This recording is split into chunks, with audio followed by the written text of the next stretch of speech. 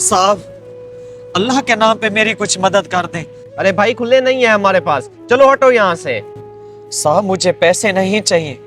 अगर आपके पास कोई पुराने कपड़े हैं तो मुझे वही दे दें।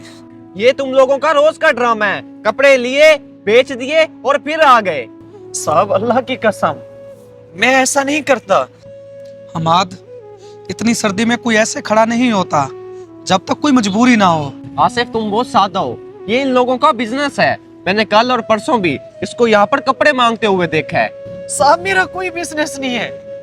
अल्लाह की कसम, अगर मैं झूठ बोल रहा हूँ तो इसी सर्दी में मर जाऊं। अच्छा तो फिर सच बताओ, तुम इतने कपड़ों का क्या करते हो?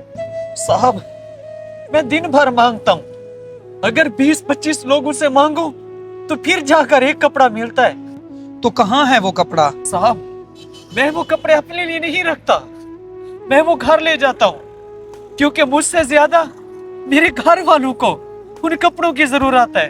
कौन कौन है तुम्हारे घर में? साहब, 2 छोटे भाई हैं, दोनों की दिमागी हालत ठीक नहीं है, और माँ वो भी बीमार है, 4 पैसे नहीं उठ सकती, और बाप वो बहुत पहले इस दुनिया से चले गए थे।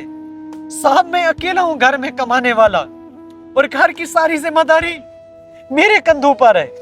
फिर भी सबसे पहले तुम खुद तो कोई कपड़ा पहनो। अगर तुम्हें कुछ हो गया तो तुम्हारे घर वालों का क्या हाल होगा, इसलिए पहले अपना ख्याल रखो। नहीं नहीं साहब, मुझे कुछ नहीं होगा, मैं तो जैसे तैसे गुजारा कर रहा हूँ। मेरे लिए मेरा खानदान सबसे पहले। साहब, अगर आपके पास कोई पुराने कपड़े हैं तो वो मुझे दे दें।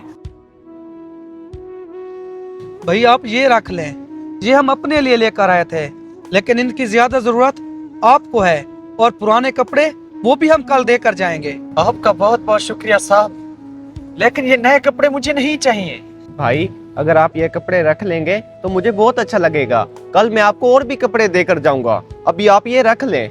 ये लें। वैसे आप एक बात बताएं, आप कोई नौकरी वगैरह क्यों नहीं करते? क्या करूं साहब, जहां पर भी नौकरी के लिए जाता हूं तो वो मेरे पुराने कपड़े देखकर मुझे वहां से निकाल देते हैं। अच्छा आप एक काम करें, कल जब मैं आपको कपड़े देने आऊँ ना तो आप मेरे साथ ही चलना। मुझे मेरी सोसाइटी में एक गार्ड की जरूरत है, और वो मैं आपको दूंगा, और 30,000 रुपए तनख्वाह भी दूंगा, जिससे आपके घर का खर्चा आसानी से चल जाएगा। आपका बहुत बहुत शुक्रिया साहब, अल्लाह आपको कभी किसी का मोहताज ना करे।